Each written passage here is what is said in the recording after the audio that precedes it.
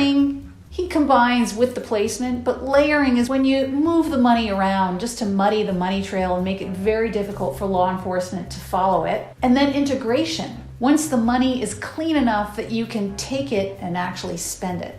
Here's you, right? Pinkman, get it?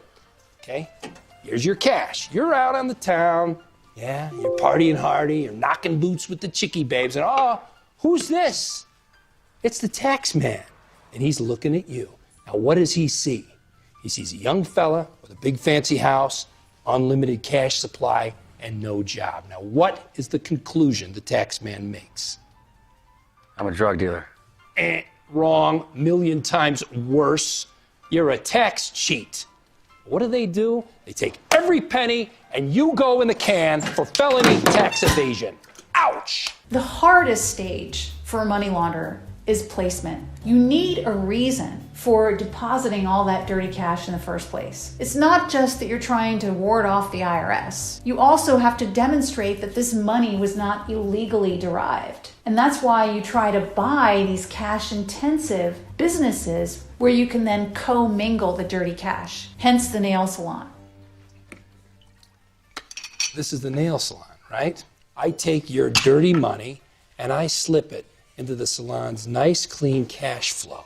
I also like how he shakes the Q-tips around. What you're really doing is you're putting some dirty Q-tips, putting them in there and shuffling them around so that when you finally take them all out, it looks clean. But what you would really be doing, if you are a sophisticated money launderer, is you would probably be taking that cash and then moving it between accounts, using it for other purposes, and then finally, after you've moved it around and made it very difficult for law enforcement to follow the money trail, only then would you withdraw the cash and then spend it. As I said, I really like this clip because he's talking about processes just the way that we would talk about it in a law enforcement setting. Very realistic.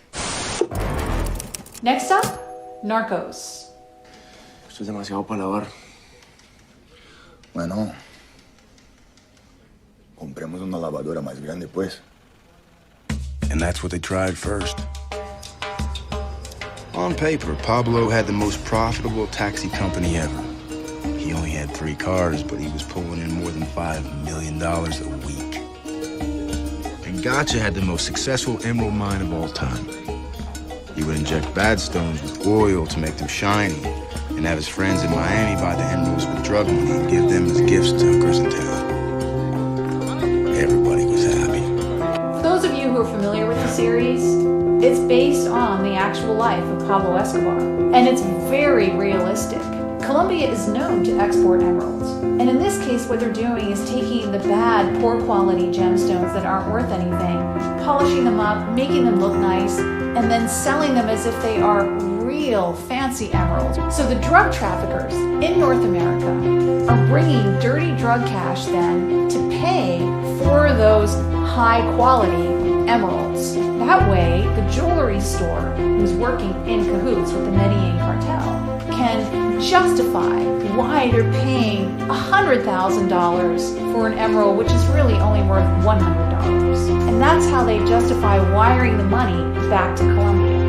Estás gastando mucha plata, Pablo. Casos,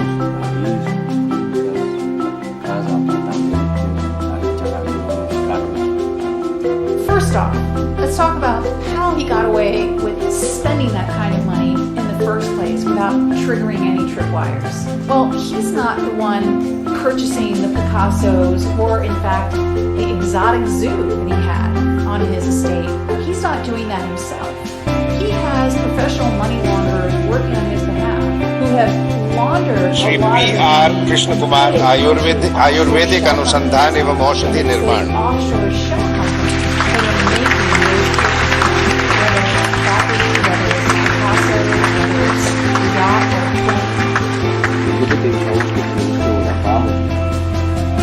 Vos venís con tanto así, van a aparecer en Estados Unidos.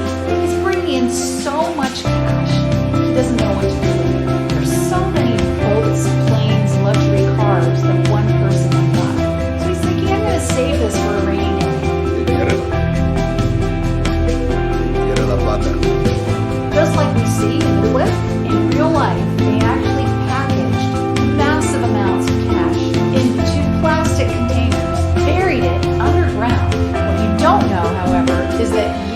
later, when they went to retrieve that buried cash, so much of it had rotted away. This is not an uncommon problem to have. A drug trafficker of his caliber, many of them have faced this very same problem of having so much cash they don't